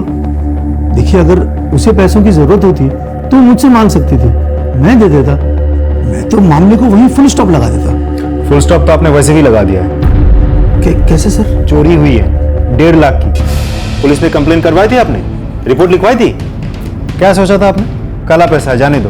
अब खामखा पुलिस में जाकर रिपोर्ट लिखवाएंगे, उल्टा खुद ही ना फंस जाए। साधना के साथ कौन कौन काम करता था? सबके नाम बताइए, हमें बात करनी है उनसे। तकलीफ में तो थी सर वो, खासकर तब से जब उसके पति ने भांजी को गोद लिया। पर कुछ दिन पहले से कुछ ज्यादा ही प्रॉब्लम्स में दिख रही थी। उसे पैसे की जरूरत थी, मुझसे और 2-3 लोगों से मांगा भी था उसने। क्यों और किस लिए ये तो नहीं बताया, मुझे भी नहीं बताया, जबकि हम लोग तो कई सालों से काम करते हैं। उसने मालिक से भी पैसे मांगे थे क्या? मालिक से कहा साहब, उससे मांगते तो निकाल के बाहर कर देता उसे। एक नंबर का कंजूस है, एक पैसा नहीं छूटता उसके हाथों से सर, कोई भरोसा नहीं उसका।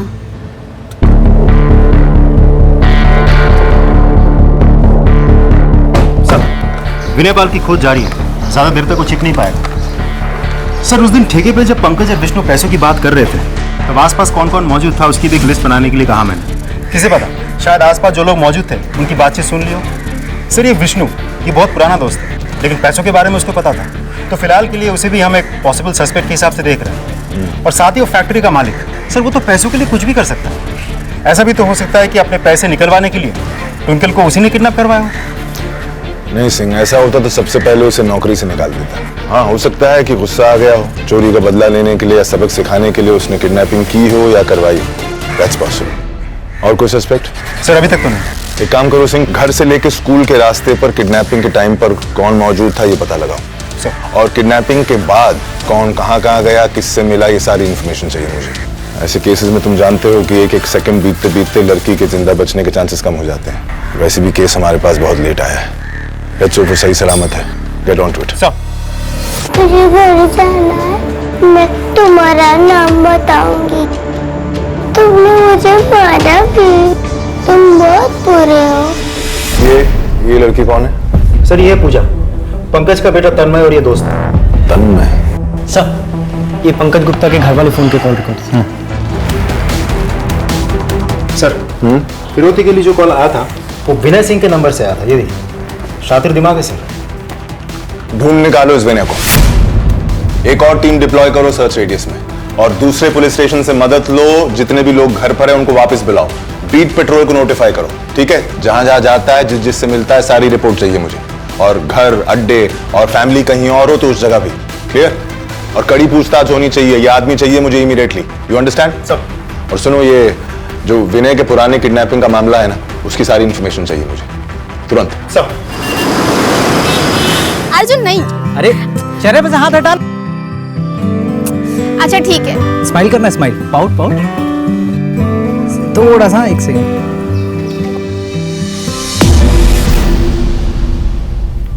क्या हुआ अर्जुन, क्या देख रहे हो तुम?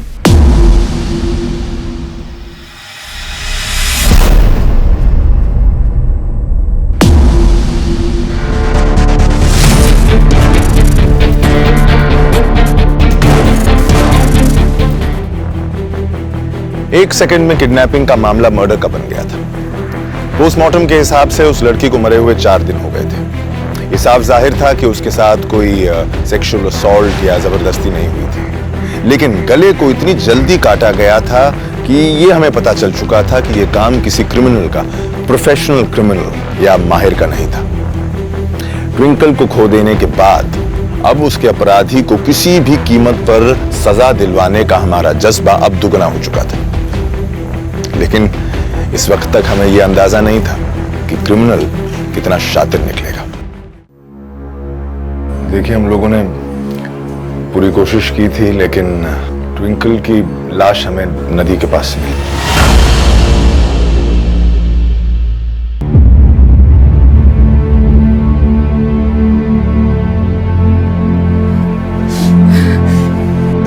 ऐसा नहीं हो सकता। इतनी छोटी सी बच्ची थी, उसके साथ कोई ऐसा कैसे कर सकता है?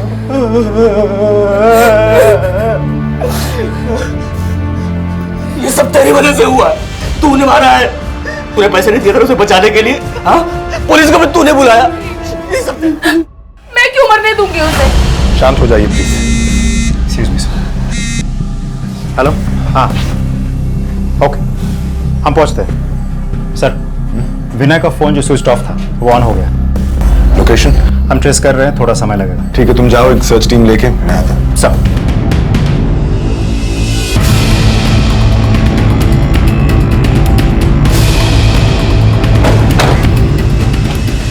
शर्मा सर, लोकेशन तो यही दिखा रहा है ना? फोन लगाओ जरा। रिंग जा रहा है सर। फोन। राम राम साहब जी, क्या हो गया? टेम्पो तेरा है? हाँ साहब जी। तुझे क्या लगा था कुछ दिनों तक फोन स्विच ऑफ करके रखेगा, पुलिस ढूंढना बंद कर देगी? 1 minute sir ji, you phone मारा ना सर जी, यू टेम्पो में पीछे पड़ा था कुएं में। अब बता, बच्ची को क्यों मारा? क्यों मारा बच्ची को? क्या बोल रहे साहब जी, मैंने कुछ ना पता है। हमें पता है। ट्विंकल, यमुना विहार, कुछ याद आया? चल तू थाने में चल। चल चल चल। कमाल कर रहे हैं सर जी, क्या बोल रहे हैं? बस सच्ची कह रहा हूं, मुझे कुछ ना पता है जी। कौन सी लड़की, किसने मारा और क्या किडनैपिंग? अच्छा, किडनैपिंग के बारे में तो मैंने कुछ कहा भी नहीं था, तुझे कैसे पता चला? नहीं साहब जी, वो आप यमुना विहार का नाम ले लेते ना जी, तो मेरा आना जाना लगा रहा है जी। मैं सब्जी सप्लाई करता हूँ और वहाँ पे मैंने कुछ लोगों को बच्ची के बारे में बात करते हुए सुना जी। बस। कौन लोग, कौन बात कर रहे थे? वो सभी, मतलब वो है ना जी, मानव और विष्णु, जो सब्जी की दुकान लगाता है, उसका बेटा जी। विष्णु? हाँ सर जी, मोड़ा माल सप्लाई करने गया था जी। वहाँ राम सिंह और विष्णु सभी तो मिलकर आया जी। मैं तुझे मोबाइल कहाँ से मिला? फोन तो आज ही मिला जी, मैंने पीछे टेम्पो में पड़ा था जी, कुएं में। और अपने आप आ गया तेरे टेम्पो में ये मोबाइल? हाँ, झूठ बोलता है? हाँ? नहीं साहब जी, वो क्या है ना जी, मैं अलग अलग जगह जाऊँ ना जी काम पे, बस तो इसलिए मुझे नू नहीं पता जी, ये फोन मेरे टम्पू में कड़ा था आज। अच्छा ये बता, यमुना विहार कब गया था तू? यू जी 5 दिन पहले गया था जी। चल तू थाने चल। चल चल। अरे सर जी मैंने किया क्या? मेरा कसूर क्या है? आप जी मार शर्मा, तुरंत इस फोन की जांच करवाओ, देखो किस किस के फिंगरप्रिंट्स मिलते हैं। एक टेक्निकल टीम बुलाओ और फोन का डेटा चेक करो। पंकज ने हमें कहा था कि किडनैपर के बात करने का ढंग हरियाणवी है। मुझे तो लगता है यही आदमी इन्वॉल्व है। पता करो ये आदमी कहाँ कहाँ गया था, किस किस से मिला था, मुझे सारी डिटेल चाहिए। सर, बंटू चौधरी के कॉल रिकॉर्ड्स। वो सच बोल रहा है, जिस दिन ट्विंकल किडनैप हुई थी वो कहीं और ही था। वो बुरारी एरिया में सब्जी सप्लाई कर रहा था। और सर ये फोन जो बंटी के गाड़ी से मिला था, इसकी भी जांच करवाई हमने। सर इस फोन में एक ऐप है जिसे वॉइस चेंजर ऐप कहते हैं। इस ऐप के थ्रू अगर आप किसी को कॉल करेंगे तो बात करते वक्त आपकी आवाज, टोन, ढंग सब बदल जाएगा। बहुत शातिर दिमाग है सर। तो तभी पंकज को लगा कि किडनैपर हरियाणवी में बात कर रहा था। इनफैक्ट उसने आपको भी हरियाणवी एक्सेंट पर सेट करके रखा था। यानी प्रोफेशनल है, ये काम पहले कर चुका है। इस फोन के IMEI नंबर से पता करो कहां से बेचा गया था, किसने खरीदा था। हो सकता है विनय के अलावा कोई और नाम सामने आए। सब बोल दिया मैंने। बाकी सस्पेक्ट्स को क्लीन चिट मत देना, पूछताछ जारी रखो। सब।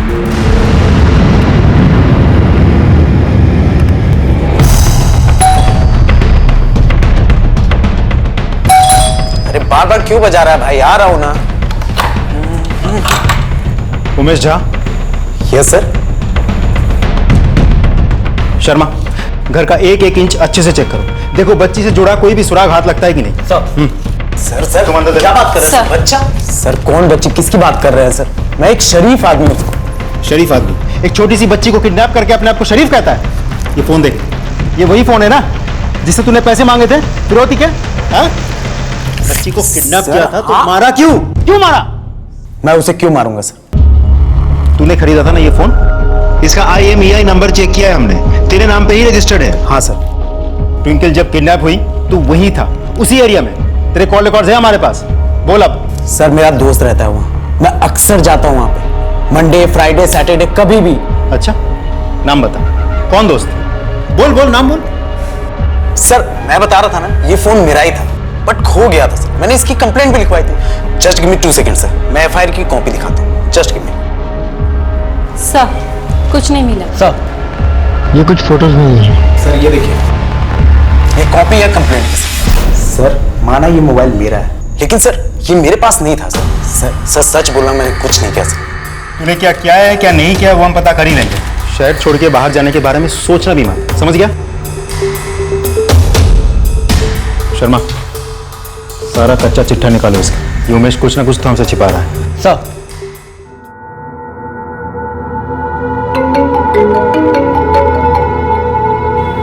हेलो। बाकी के पैसे जल्दी लेके, नहीं तो बनता काम ना बिगड़ जाएगा। अभी? हाँ बेबी अभी। क्या कह रहे हो तुम? देखो मुंबई से प्रोड्यूसर्स आए और अपनी मूवी के लिए हीरोइन ढूंढ रहे हैं। पर मेरे पास अभी पैसे नहीं है। पैसे नहीं है मतलब? तू फ्री का स्टार बनी क्या? देख मैं कुछ नहीं जानता, जो भी करना है कर, लेकिन जल्दी जल्दी पैसे लेके आ, नहीं तो भूल जा तू हीरोइन बनने का। ठीक है? पर मेरे हेलो हेलो।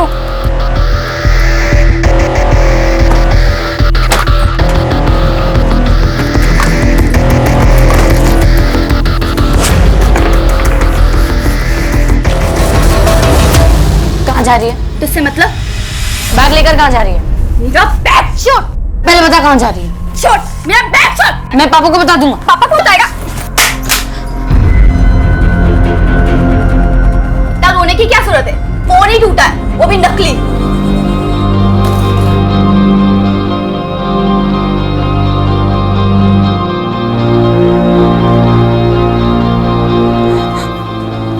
सर उमेश के बारे में सारी इंफॉर्मेशन निकलवाई मैंने, पर्सनल हिस्ट्री सब कुछ। सर उसका फोन वाकई गुम हो गया, उसको लगा फोन चोरी हो गया तो पुलिस स्टेशन में जाके उसने रिपोर्ट भी लिखवाई। सर लड़की के साथ उसका कोई कनेक्शन तो नहीं है, लेकिन हाँ बहुत पहुंचा हुआ आदमी है वो। छेड़छाड़, मोलेस्टेशन, सेक्सुअल असॉल्ट, बहुत सारे चार्जेस लगे उस पर और हर बार बच निकला वो। लेकिन इंटरेस्टिंग बात सामने आई इन सब के पीछे। हम जब तलाशी ले रहे थे हमारे हाथ कुछ फोटोग्राफ्स लगे। सर ये कुछ फोटोज नहीं है। अलग अलग लड़कियों के फोटोग्राफ्स, कपड़े उतारते वक्त, कम कपड़ों में फोटोज हैं। ये फोटो देखिए सर, ये भी हमारे हाथ लगी। ये लड़की तो वो पूजा है सर, तन्मय की दोस्त और विष्णु कुमार की बेटी। विष्णु की बेटी? सर सर उमेश के नए नंबर के कॉल रिकॉर्ड्स भी निकलवाए। पूजा के साथ वो रोज टच में था, जबकि पूजा एक नाबालिग है।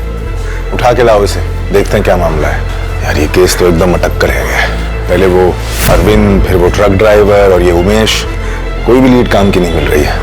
ये लो सर, ये बाकी सस्पेक्ट्स के कॉल्स एंड ट्रांजैक्शन रिकॉर्ड्स। मैं देखता हूँ, ये तुम उमेश को उठा के लाओ, जाओ। सर हम उमेश के घर पे आए हैं, लेकिन वो नहीं है यहाँ। नहीं है मतलब? सर मुझे तो लगता है भाग गया है, उसका फोन भी स्विच ऑफ आ रहा है। क्या हो रहा है ये सब? हाँ? कैसे गायब हो गया? हमारी गलती है ये। किसी को तैनात किया था तुमने वहां पर नजर रखने के लिए? I am sorry sir. Sorry से कुछ नहीं होने वाला है। I want him found, you understand? 24 घंटे है तुम्हारे पास, ढूंढ निकालो उसे। सर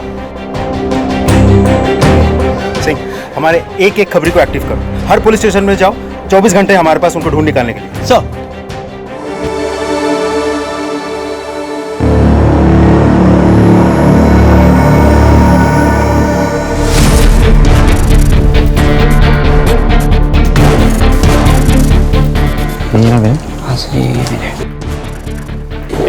विनय!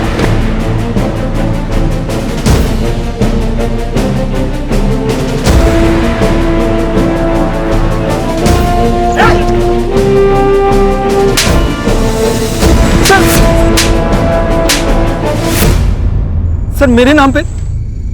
सर वो नंबर मेरा है ही नहीं सर। क्यों झूठ बोल रहा है? जिस दुकान से तूने सिम कार्ड खरीदा था ना, उस दुकान के पास तेरे सारे पेपर्स है। तेरे वो मोहल्ले का हरी यादव, सर उसी की दुकान है। सर मुझे पता है ये सही है, लेकिन सर वो ये नंबर नहीं है जो आप दिखा रहे हैं। उस बच्चे के बारे में सर मुझे कुछ नहीं मालूम सर। सर मैं बेगुनाह हूँ सर। अगर बेगुनाह होता ना तो इस तरीके से भागता नहीं, पहले अपने मोहल्ले से फिर यहाँ से। क्यों भाग रहा था? क्योंकि मुझे पता था सर कि लोगों का शक मुझ पर ही जाएगा। सर गलती ही ऐसी हुई थी मुझसे। तब 17 साल का था, बहक गया था, अकल नहीं थी मुझ में सर। लेकिन उसकी सजा मैं काट चुका हूँ। ये सर मेरी सजा खत्म होने के बाद भी मुझे गुनाहगार की नजर से देखते हैं सर, गालियां देते हैं, क्रिमिनल बुलाते हैं सर मुझे। ठीक है, अभी के लिए छोड़ रहा हूँ, लेकिन शहर छोड़ के बाहर मत जाना, समझ गया? कुछ पे नजर है हमारी। साहब कुछ भी करिए साहब, हमारी बेटी पूजा को ढूंढ निकालिए। तो तुमने उसे निकलते हुए देखा था? कुछ बोला था उसने? नो सर, मैंने उसे रोकने की कोशिश भी की पर वो चली गई। मैं पापा को बता दूंगा। पापा को बताएगा? ठीक है, देखते हैं हम लोग। आप पूजा का मोबाइल नंबर लिखवा दीजिए। सर ख्याल ऐसा रखेगी ना कि खुश हो जाओगे। सर कॉन्फिडेंस है लड़की में, डरती या शर्माती नहीं है। हीरोइन बनने के लिए ना ये कुछ भी करेगी, है ना पूजा? उमेश कैसी बातें कर रहे, मुझे ये सब नहीं करना उमेश। अरे अभी अभी तो आई है पूजा, चलो छोड़ो, डांस तो आता है ना।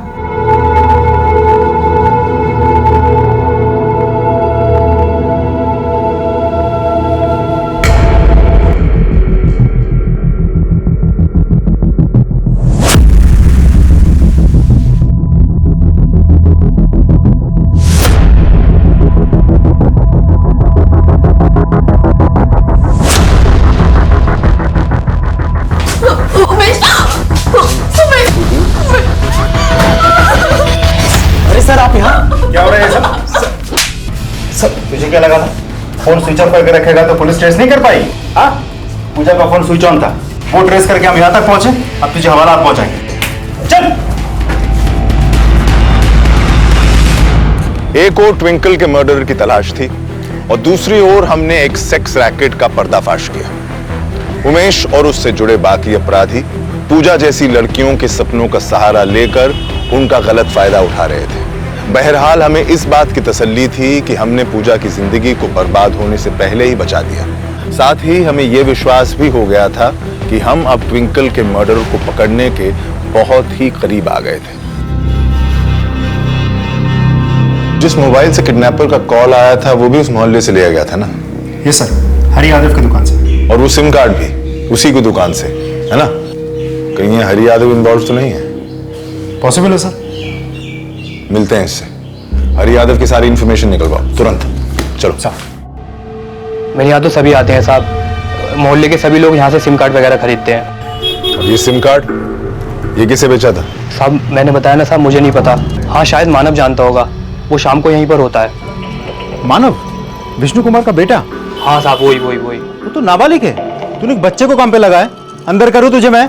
नहीं साहब, मैं उससे काम नहीं कराता, वो खुद ही यहाँ पर आता है और बैठा रहता है। उसे ये सब अच्छा लगता है और तेज भी है इन कामों में, और ग्राहकों की मदद करता है, उन्हें समझाता है, तो मैं भी नहीं रोकता साहब।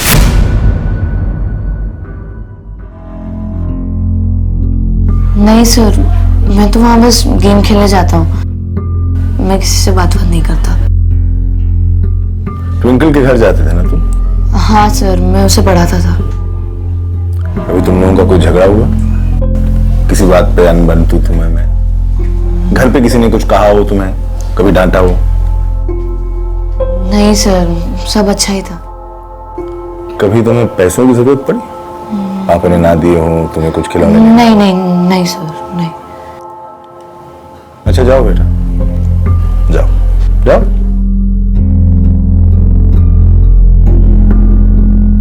विष्णु बैठो। हाँ सर। तुम और पंकज तो अच्छे दोस्त थे। हाँ सर। पुरानी दोस्ती? जी। कभी कोई झगड़ा, कोई मनमुटाव? नहीं साहब, झगड़ा क्या, हम लोग तो बहुत अच्छे दोस्त हैं साहब। 1.5 लाख की बात सिर्फ उसने तुम्हें बताई थी? हाँ तो उसने मुझे बताई क्योंकि हम अच्छे दोस्त हैं और काफी पुराने दोस्त हैं। हमने तो रात दिन उसकी मदद की है ट्विंकल को बचाने में, और हम क्यों ट्विंकल के साथ ऐसा करेंगे? हम वैसे आदमी नहीं है साहब। तो फिर छुपा क्यों रहे हो विष्णु? कुछ तो है जो तुम छुपा रहे हो। आज नहीं तो कल मुझे पता लग जाएगा।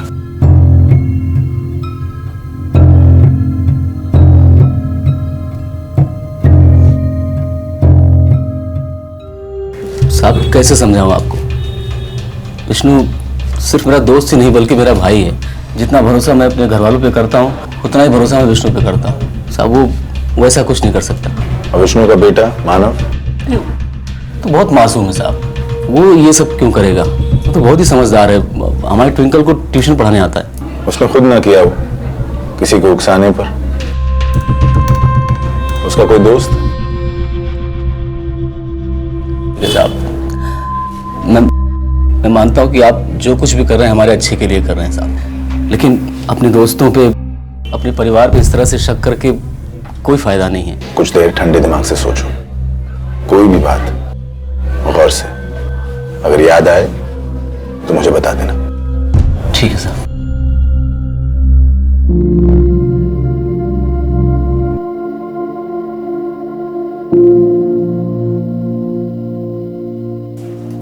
मैं ट्विंकल से प्यार करती थी, हाँ, उसे संभालना नहीं चाहती थी, कभी कभी बोझ समझती थी, लेकिन मैंने सपने में भी नहीं चाहा कि ऐसा कुछ हो।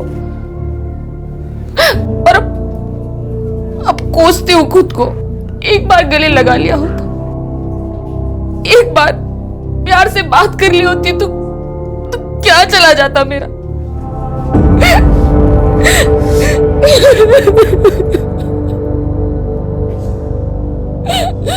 सर, आपने जैसा कहा था हमने वैसे ही किया। उमेश पर हमने प्रेशर बना रखा था, फाइनली उसने सच उगल ही दिया। सर उसने 25,000 रुपए लिया था पूजा से। पूजा उसे और पैसे देने वाली थी लेकिन नहीं दे पाई। 25,000? जी सर। पंकज ने कैसे भी करके 50,000 रुपए इकट्ठे करके किडनैपर को दिया था। सर कहीं ऐसा तो नहीं कि 25,000 रुपए पूजा के पास वहीं से आए? यह हो सकता है कि उमेश अपनी जान बचाने के लिए पूजा पे उंगली उठा रहा हो। ये भी पॉसिबल है सर। आई थिंक या तो पूजा कल्प्रिट है या फिर उमेश। कहां से आया तुम्हारे पास इतने पैसे?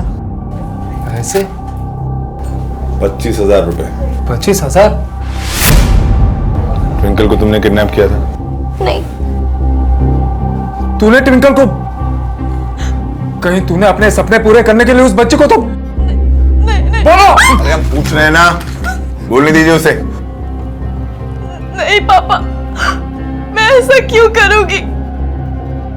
मैंने पैसे कबर्ड से लिए थे, माँ के पुराने गहने ढूंढ रही थी, सोचा उनको बेच दूंगी, तभी मिले पैसे मुझे। उन पैसों से उमेश ने मेरा फोटोशूट किया, उसके बाद वो और पैसे मांगने लगा।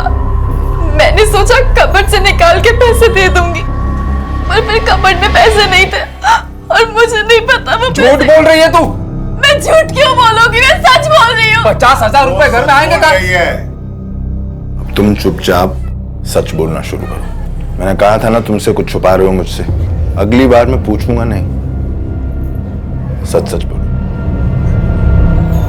हमने तो सब अपने बच्चों के लिए किया था साहब, तो ऐसे ये उसी ने किया होगा। सारी गलती मेरी है, मैंने एक बार उसकी गलती पर पर्दा डाल दिया था साहब, और आज मुझे ये दिन देखना पड़ रहा है। सब उसी ने किया है। मजाक लगा रखा है क्या? माफी मांग लिया तो मामला खत्म। कांच नहीं तोड़ा है, चोरी हुई है चोरी। हाँ, पर इसने आपके बेटे का लैपटॉप लौटा दिया है ना, और हम कह रहे हैं आपसे, हम खबर लेंगे इसकी। आगे से ऐसे नहीं होगा। हम हाथ जोड़ते हैं आपसे कि बाहर किसी को पता चल गया तो इज्जत चली जाएगी, बच्चे के आगे की जिंदगी बर्बाद हो जाएगी। ये चोर नहीं है, इसे तो बस शौक है इन सब चीजों का।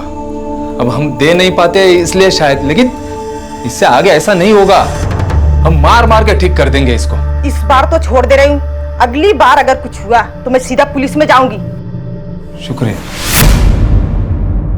हम जानते हैं ट्विंकल को तुम्ही ने किडनैप किया है, लेकिन क्यों, ये वजह समझ में नहीं आ रही थी। उसकी फैमिली को, ट्विंकल को पसंद करते थे तुम, तन्मय तुम्हारा दोस्त था, उनको भी तुम पे इतना भरोसा था। फिर हमने तुम्हारी चीजों की तलाशी ली और हमें ये मिला। ओरिजिनल है, महंगा है, और तब जाके 1.5 लाख रुपए की बात समझ में आ गई। न 2 न 3, एग्जैक्ट 1.5 लाख। लेकिन उसे मारने की क्या जरूरत थी तुम्हें? 6 साल की बच्ची थी, क्यों मारा उसे? मारना नहीं चाहता था सर। ट्विंकल तो बहुत अच्छी थी, दोस्त थी मेरी, बहुत प्यारी थी, मेरी हर बात मानती थी, इसलिए मुझे लगा कि सब आसानी से हो जाएगा।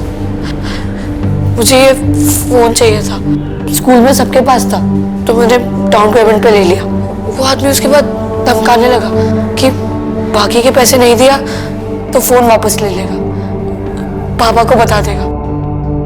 मैं डर गया। एक दिन ट्विंकल को पढ़ाते वक्त मैंने साधना आंटी को कहते हुए सुना कि उनके पास 1.5 लाख है, इसलिए मैंने एक प्लान बनाया। जैसे ही ट्विंकल स्कूल से बाहर निकली, उसको अपने साथ ले गया। चले ट्विंकल। फिर मैंने फिरौती के कॉल के लिए उमेश का फोन चुराया, क्योंकि वो मेरी बहन को बहका रहा था, और विनय के आईडी पर सिम ली ताकि शक उस पर जाए। मैंने ट्विंकल को बहुत प्यार से रखा, खाने को दिया, चादर दी ताकि ठंडा लगे। पापा को भी बताया कि ट्विंकल किडनैप हो गई है, ये सोचकर कि पापा पंकज अंकल को समझा देंगे और वो पैसे देकर ट्विंकल को बचा लेंगे। और साधना आंटी ने आप लोग को कॉल कर दिया। ट्विंकल ने भी धीरे धीरे मेरी बात मानना बंद कर दिया था, कह रही थी कि सबको मेरे बारे में बता देगी।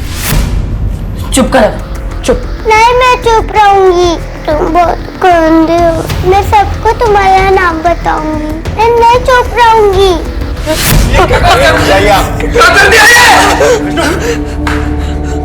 क्या कर दिया तूने? टिंकल को मार दिया। मेरे दोस्त की बेटी थी वो, तेरी भी तो बहन थी ना, इसीलिए मर मर के बड़ा किया था तुझे।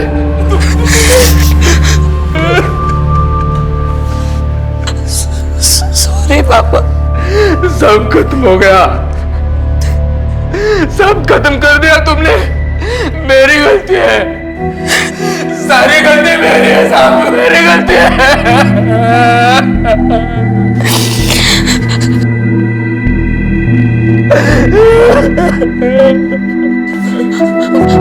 पापा मुझे नहीं जाना।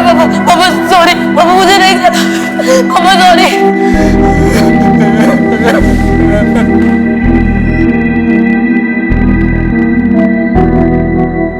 मानव को एक अच्छे स्कूल में भेजकर उसे बढ़ावा देकर विष्णु ने बाप होने का फर्ज तो अदा किया, लेकिन अपराध की तरफ जाती हुई निशानियां नहीं देखी। उसके पहले गुनाह पर पर्दा डालना, उसके महंगे फोन को देखकर अनदेखा करना, और फिर हर नई चीज के लिए उसके मन में हद से बढ़ते हुए पागलपन को नजरअंदाज करना, ये सारी गलतियां विष्णु की थीं।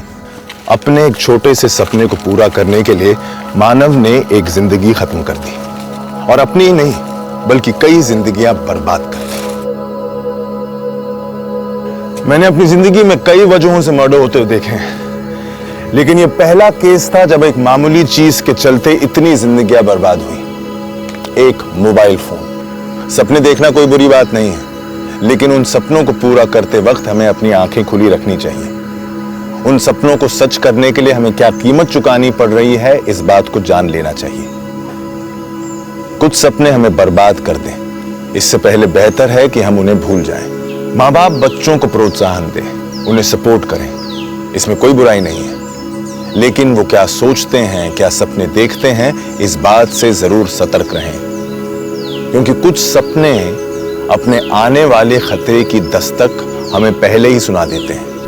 मैं इंस्पेक्टर अभिमन्यु ठाकुर फिर मिलूंगा अपने करियर के एक और चैलेंजिंग केस की कहानी के साथ। याद रखिए, हमारा मकसद बताना नहीं, बचाना है। जय हिंद। क्राइम पेट्रोल के ऐसे ही मजेदार एपिसोड्स देखने के लिए हमारे चैनल को सब्सक्राइब करें।